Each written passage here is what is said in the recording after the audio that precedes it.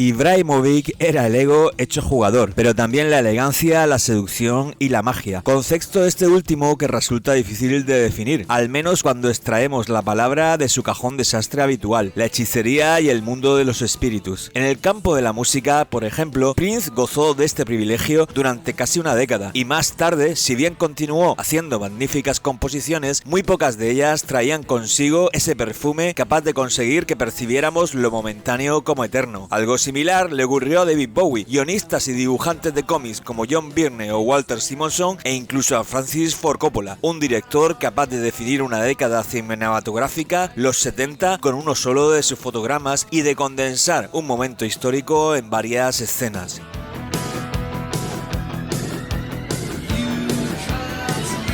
Volviendo al fútbol, es obvio que Iniesta poseía magia. Ciertamente el futbolista manchego era capaz de convertir balones en conejos y el campo de fútbol en una piscina. Y también tuvieron magia Juan Román Riquelme, Mágico González, de Almiña, Emilio Butragueño o Xavi Hernández. Creo en cualquier caso que las musas no tocaron a Zlatan Ibrahimovic hasta su etapa como jugador en el Inter. Tanto en el Ajax como en la Juventus acabó convirtiéndose en un puntal imprescindible. Un arponero atento y despierto, siempre dispuesto a lanzar el puñal y comerse la carne de la ballena cruda o bien caliente. Alto, flexible, delgado, fuerte y musculoso, su imponente físico y su indudable talento le permitieron ir poco a poco ganando espacio en ambos equipos hasta ser un eje esencial de ellos. El guerrero encargado de finalizar, contraataques sin piedad en el caso de la Juve o una jugada trabajada hasta la extenuación en el caso del Ajax. Un delantero soñado por los entrenadores, aunque era muy difícil de domar, no solo para los defensas contrarios, sino también para sus compañeros, porque Ibra, como demostraban sus gestos técnicos y muchas de sus inverosímiles arrancadas en solitario, caminaba por libre.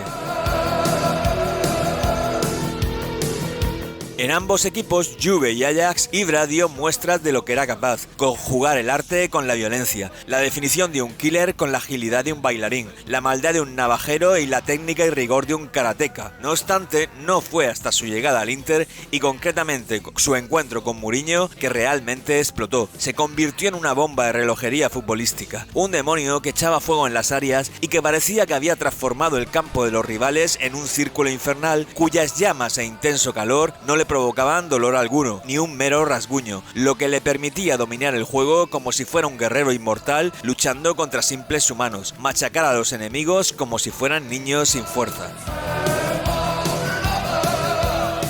Durante su etapa en el Inter, Ibrahimovic se convirtió en un pájaro negro sumamente peligroso, un espíritu del más allá que parecía jugar para la eternidad, con la intención de ser recordado durante décadas por los seguidores italianos y del fútbol en general. Demostró en definitiva ser un atleta del balón capaz de marcar goles desde todos los lugares, faltas, cabezazos o remates inverosímiles. Recuerdo ver los partidos de la bestia en el equipo italiano y quedarme paralizado contemplando su aspecto feroz. Parecía en verdad un animal sanguinario, portar orgulloso las cabelleras de los porteros a los que había clavado sus fauces y comido sus intestinos a través de goles que comenzaron a ser obras de arte. Un cruce inusual entre fuerza y magia. Un hecho que además de a sus innegables cualidades físicas, repito, que hay que agradecérselo a su entrenador durante aquella época, el perverso Mourinho, porque el estratega luso, tal vez por gozar a sí mismo de un gigantesco, inagotable ego y de las dosis de maldad y cinismo adecuados, comprendió perfectamente a Ibrahimovic. Se le acercaba en los entrenamientos, antes de los partidos o en su transcurso, y le sugería al oído que era bueno, sí, pero todavía podía ser mejor, que él sabía que podía convertirse en el mejor jugador del mundo, que no había nadie como él en la historia del fútbol, pero debía demostrarlo en el campo, no solo esperando el pase perfecto para destrozar las redes, sino cubriendo tal o cual espacio y la salida de uno u otro defensa. Y tras elevar la autoestima desbocada de Ibra al máximo, en secreto, cuando este no podía verlo, hablaba con sus hombres de confianza en el equipo, indicándoles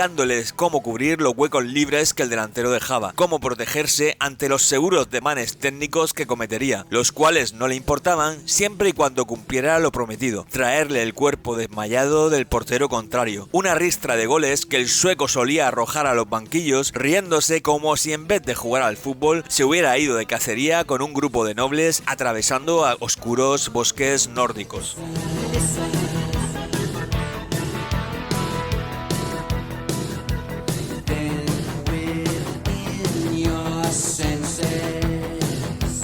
Ibrahimovic podía ser egoísta, inmaduro e intratable, pero desde luego que no era estúpido. Cuando vio jugar al FC Barcelona de Guardiola, comprendió exactamente lo que tenía ante sus ojos: la más grande locomotora que haya existido hasta ahora en el fútbol moderno, un equipo tocado por la mano de Dios, seguramente bendecido, y cuando le llegó la oportunidad de jugar allí, desde luego que no la desaprovechó, puesto que quería ser el mejor junto a los mejores, marcar una época como delantero en el fútbol del siglo XXI, convertirse en la bomba futbolística del milenio, hacer olvidar para siempre a Van Basten y conseguir que el trono de Cruyff se tambaleara. Sin embargo, su paso por la ciudad condal estaba destinado a ser agridulce. Ibrahimovic hizo sus números, asistencias y goles avalan una notable temporada en el Barcelona, pero aquel equipo era un organigrama perfecto donde un rebelde como él no podía encajar por más calidad que atesorase en sus piernas. Además, en el vestuario se encontró con Messi, un extraterrestre al que únicamente su propio país, Argentina, conocía la fórmula para convertirlo en humano, restarle su poder. Un ser de otro planeta con el que Ibrahimovic no pudo terminar de entenderse futbolísticamente, su gran problema, porque como supongo que Pep Guardiola intentaría hacerle comprender, no se trataba de competir con el dios del fútbol, sino de entenderse con él, convertirse en su cómplice, su amigo en el campo, además de tomar conciencia de que él, Ibra, el héroe del mundo nórdico, no era en este caso más que una pieza, fuerte y resistente, eso sí, de un ejército futbolístico, el Blaugrana, donde todo parecía estar programado, incluso la inspiración y la intuición.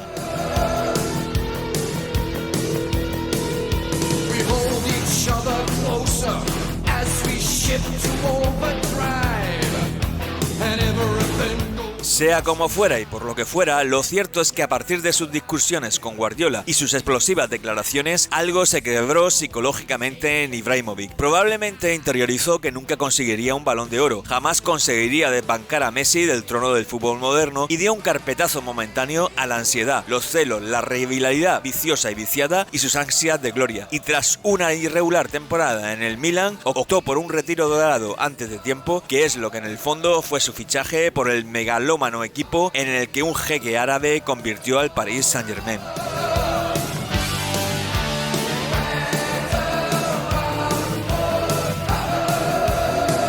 En Francia, Ibrahimovic encontró un lugar ideal para desarrollar su fútbol al límite y un tanto más relajado poder divertirse de las temporadas que le quedaban como futbolista sin autoexigencias excesivas, aunque esto no provocó un bajón en su rendimiento deportivo. Al contrario, en los últimos años, tanto en la selección sueca como en el Paris Saint-Germain, Ibrahimovic completó una serie de jugadas y goles que fueron un espectacular compendio de orgasmos futbolísticos, sobre todo porque en París Ibrahimovic dejó el puñal de lado y se dedicó a disfrutar, vivir cada partido como si fuera un All-Star o un integrante de los Globetrotters, transformándose en una atracción, una extraña mezcla entre el groove de Michael Jackson, la violencia de un fotograma de una película de Mirko Kusturica, un triple de Michael Jordan y el rigor mortal de los soldados a los órdenes de las antiguas familias de nobles italianas. Un gigante que jugaba el fútbol con contundencia, simpleza y belleza en un entorno donde los rivales no le sobreexigían demasiado y por tanto pudo transformar en espectáculo y en ocasiones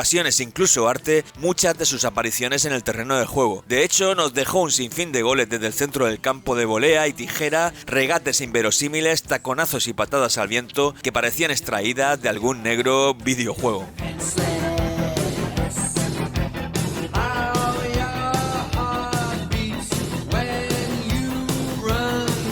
En fin, en alguna ocasión, Ibrahimovic se comparó a sí mismo con Muhammad Ali. Bueno, la verdad es que la modestia nunca fue una de sus virtudes. Muhammad, en mi opinión, se encuentra varios cuerpos por encima de Ibrahimovic. Al fin y al cabo, hablamos de una personalidad que influyó social y políticamente en el mundo, ayudó a transformarlo y podría ser considerado perfectamente el mejor deportista del siglo XX. Pero hay algo en esa comparación que es real, sobre todo si tenemos en cuenta el número de recursos que Ibrahimovic fue capaz de extraer del frasco de esencia futbolístico, un arsenal de malabarismos realizados con tal sencillez y fluidez que recuerdan inevitablemente a los famosos juegos de piernas y manos del mítico boxeador. Además, claro, de sus declaraciones explosivas que en cualquier caso no han sido ni la mitad de agudas y lúcidas que las de Ali, porque al fin y al cabo Ibrahimovic no nació para hablar sino para cazar, degollar cabezas y colgar la piel de los muertos sobre las ramas de los árboles, y en ningún caso vive creando conciencia sino que se alimenta de la inconsciencia. No considera considera el fútbol un arma política, sino un campo de extensión de su hogar y mente, pues es, y probablemente será hasta el fin de sus días, un eterno adolescente,